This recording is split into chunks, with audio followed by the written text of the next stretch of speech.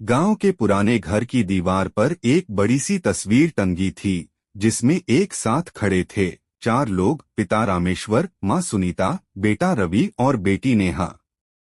लेकिन उस तस्वीर के शीशे में अब दरारें पड़ चुकी थीं, जैसे उस घर के रिश्तों में भी। पहला दृश्य: पुराना समय। कुछ साल पहले तक ये घर खुशियों से भरा हुआ था। हर सुबह रसोई से आती चाय की खुशबू, नेहा की खिलखिलाहट और रवि की मजाकिया बातें सब मिलकर उस घर को जीवंत बनाती थीं। रामेश्वर जी गांव के स्कूल में अध्यापक थे और मां सुनीता घर की धड़कन।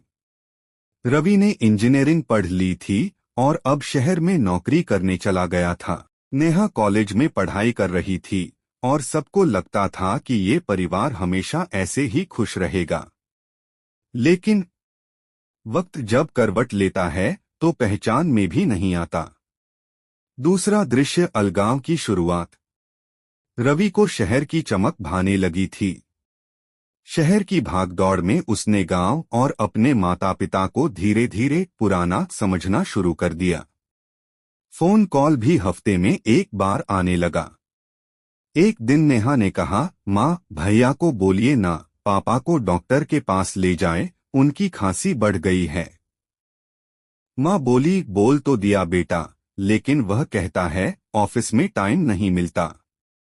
नेहा की आंखें नम हो गईं। धीरे धीरे घर में चुप्पी बढ़ने लगी। रामेश्वर जी अपने कमरे में बैठकर वही पुरानी तस्वीर देखते रहते, जिसमें उनका पूरा परिवार मुस्कुरा रहा था। तीसरा दृश्य: माँ का पत्र। एक दिन सुनीता ने रवि को एक चिट्ठी लिखी। बेटा, ये घर अब बहुत खामोश हो गया है।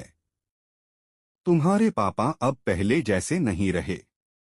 हमें नहीं चाहिए तुम्हारे पैसों की मदद, बस कभी कभी अपनी हंसी भेज दिया करो इस घर में। वो चिट्ठी डाक से रवि के ऑफिस पहुंची।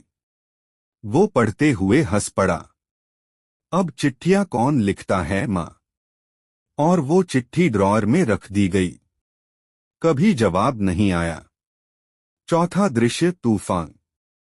एक रात तेज बारिश हुई। घर की छत टपक रही थी। रामेश्वर जी छत पर चढ़े उसे ठीक करने, लेकिन पैर फिसला और वो गिर गए। नेहा चीखती हुई दौड़ी। माँ, पापा गिर गए। गांव वालों की मदद से उन्हें अस्पताल पहुंचाया गया। डॉक्टर बोला, इनके फेफड़ों में इन्फेक्शन फैल गया है। अब इन्हें आराम और अपने परिवार का साथ चाहिए। माँ ने रवि को फोन किया। बेटा, एक बार आजा। तेरे पापा को तेरी बहुत जरूरत है। लेकिन रवि की तरफ से जवाब आया, माँ, इस हफ्ते ऑफिस में प्रोजेक्ट चल रहा है। अगले महीने आ जाऊंगा।